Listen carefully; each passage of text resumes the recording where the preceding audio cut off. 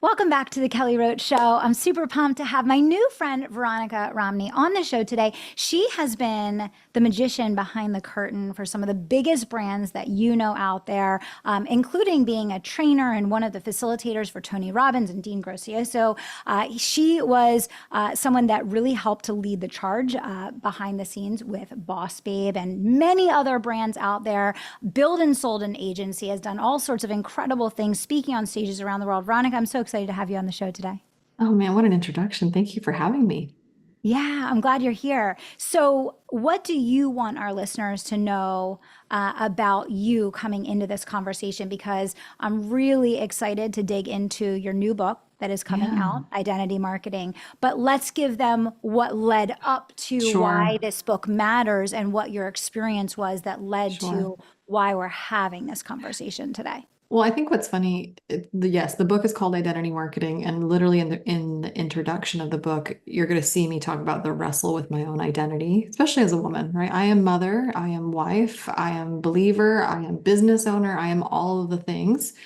But ironically, the one identity that I have never wrestled with is actually the identity of being a marketer. I've been a marketer for, I don't want to date myself, but like going on, 17 plus years. Like I've never deviated from this path in my career. I've certainly exercised the talent and the craft in different manners and different ways for different Yeah. businesses, including Mhm. my own.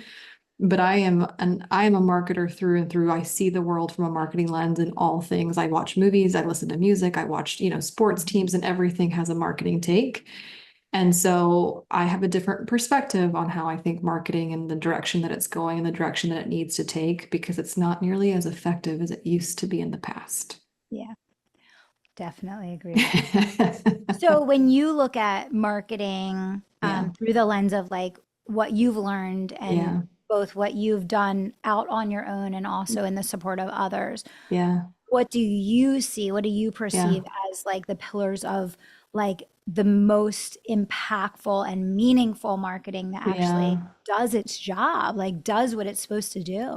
Yeah. Well, and listen, I think if you understand marketing or you've come up in marketing, there's a couple of different exercises that I think all of us go through, which is at one point you're going to do, the ideal customer profile. Like at some point you're going to put on paper what that perfect person that you wish to buy from you looks like, what they think, what they want, what they aspire to become, like all of that. Like I think that's pretty quintessential when it comes to marketing good principles. Ironically, or at least presently, it feels like what happens when your 20-page avatar is having an identity crisis of their own.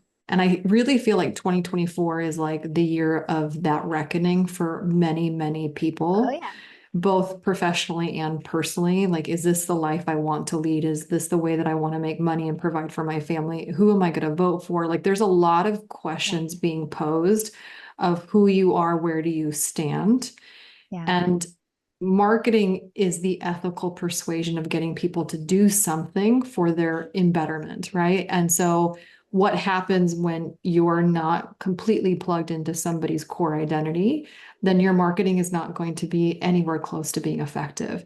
And that's why I think you're seeing this like rampant usage of like urgency and scarcity to fear people into making buying decisions. And all that we're doing is like pitch slapping them, like buy me, sign up, limited time only, limited resources, final call. There's a lot of that being swung around on top Yeah. of our labels.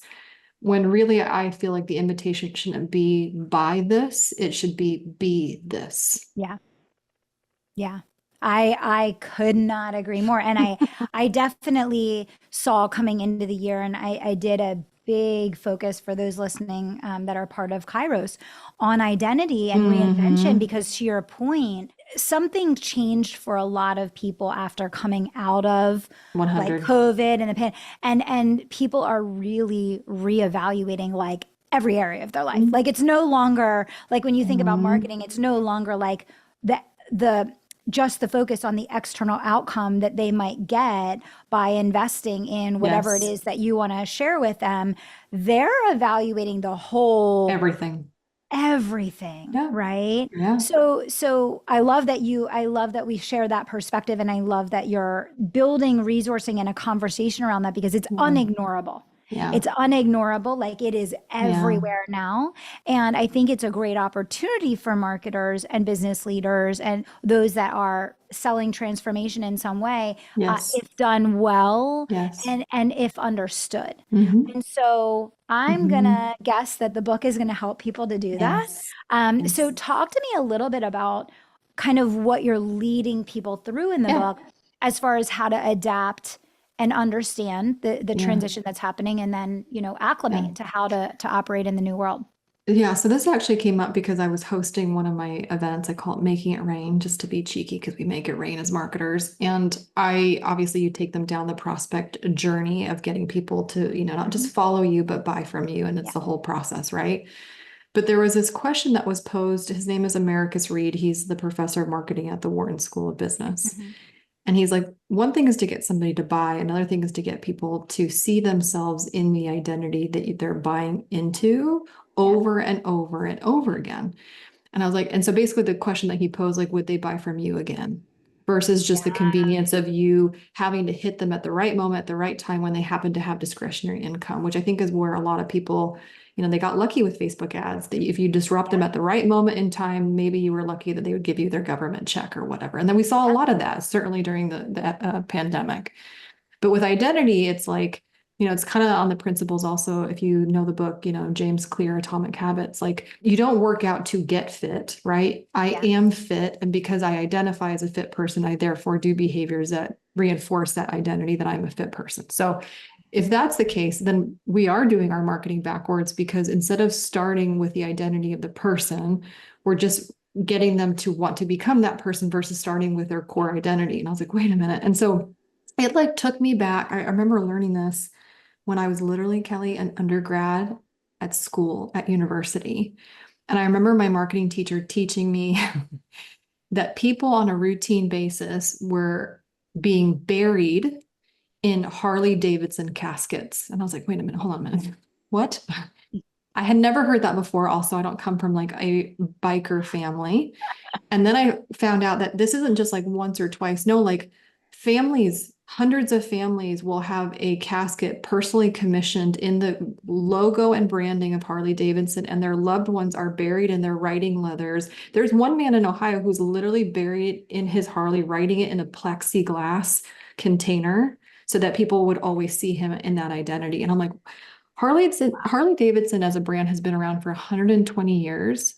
The earliest known date of our ancestors being buried with personal artifacts that were attached to their identity in their lifetime was 120,000 years ago. Hmm. So how did Harley Davidson, 121, 21-year company, have the same leverage as a world religion or as people who've been being buried with personal, ornaments for 120,000 years, right? Especially a capitalistic brand.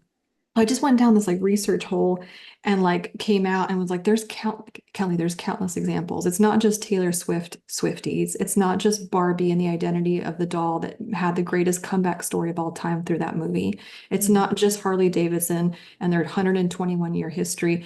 These are things that, if leveraged correctly, a small business owner without the fame, the budget, and the tenure could still leverage in their business to help people find themselves in their offers. And Mm. that's basically their exploration of the book. And I have this 4-part identity code framework that I teach people how to do that. Brilliant. Oh, thank you. Absolutely brilliant. And I want to go back to one of the first points that you made, which I Yeah. think is so unbelievably crucial right now because I think we are in a trust recession. Oh, People yes. are spending far, far, far more time evaluating the decisions that they're making. And I have been speaking and agree with you 100% on a lot of these like quick. So I Hmm. feel like people were making and I don't feel like it was really like this. It was not like this pre-COVID. It was like this Agreed. during because it was this massive cash injection and Hmm. people were locked down at home. So Yep. it was like, take all my money because I can't do anything and Mhm. let me give you all my time because I don't have a choice, Mhm. right? It was not like that before. When I was coming Mhm. up, when you were coming up, it was not Yeah, like that. We really, really had to earn it. true. At least from my perspective. And I feel Totally. like we've reverted back to where we were, not necessarily, harder than it ever was.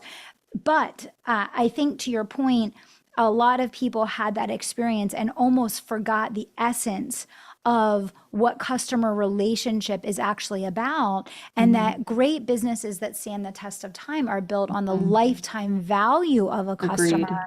not a transaction.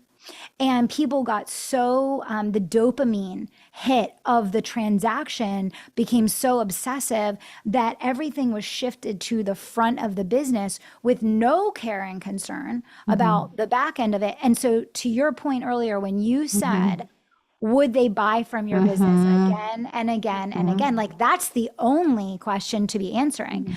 Because even if we attract customers and get them to buy, but they wouldn't buy from us again, that's a total loss because the Totally. time and energy that you spend onboarding that customer, getting them through your product, doing all of those things. So I think this is brilliant beyond belief. And I do agree with you. It's very fascinating that these brands have such significant influence and power over the identity through which people see the world and see themselves. But I don't think in the online space that we've tapped into that. And that's why I think what you're talking about in the book and the four, you said you bring them through like four, what did you Mhm. say, code shifts? Yeah, the identity code. Identity Mhm. code shifts. I think that's unbelievably powerful Mhm. because I don't think anyone has quite cracked that code on how that translation happens as service providers in the online world. So that is exciting, and also Well, I feel like it's preeminent thinking too because we are moving out of that cycle of totally, transition.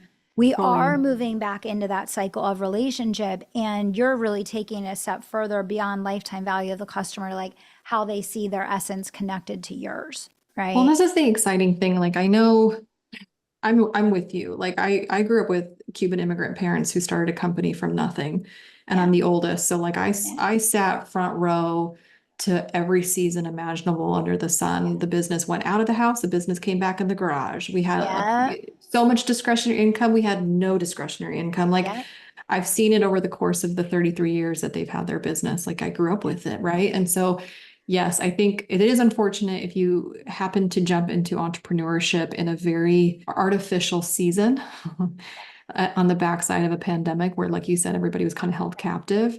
It would taint your experience of what business seasonality is really like, right? So I yeah, think, but with that said, there is hope in the sense yeah, that you are still operating business in a season where your marketing is literally handed to you on a silver platter. yeah, Like, for example, the thing with identity marketing, first of all, it's number one, it's not brand identity. I'm not talking about your logo and your typography and your yeah, beautiful colors. Like, that is an intentional external effort on your part to differentiate yourself from somebody else. Like, you yeah, get to decide.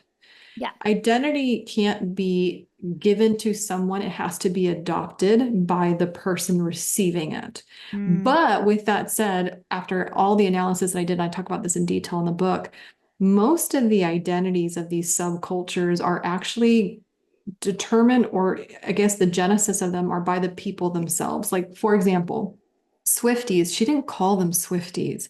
They started referencing to themselves as Swifties before she ever like yeah, validated it. yeah, And so the very first step in my identity code is literally finding it. And the best part about finding it with the use of the internet streets is hmm, that most of the time, these identities that are plucked perfectly for the usage of marketing is already going to be generated inside of the forums of any kind, whether it's comments on your social media, it's in your customer service emails, it's in your Facebook group comments. Like people inherently psychologically will appendage identity to themselves, whether you give it to them or not, because they want to be known as that thing, right? hmm, Like, and it's amazing. Like, one of the things that we do with the businesses that go through this process is they literally will hunt, they basically secret shop themselves. And mm, companies will spend, I mean, you know this coming from corporate, yeah, they'll spend millions and millions and for millions sure. of dollars to send a shopper through the buckle or send a shopper through the Yeah. mall or whatever. But with the internet, with us all doing business online, you can literally go through the art and craft of secret shopping yourself to find the perfect identity marketing place. Yeah, that's really, it's so good. And I mean, that's the thing is like the level of resourcing that we have Oh, available, yes, the level of access that we yes. have is just unreal. But I think it's a lot of people just still, I think there's two camps of people. A lot of people understand the access but don't know how to use it. Yes. And other people take the access for granted and they don't use it. Right? Yeah. Yeah. That's So actually we have to true. kind of bring those things together.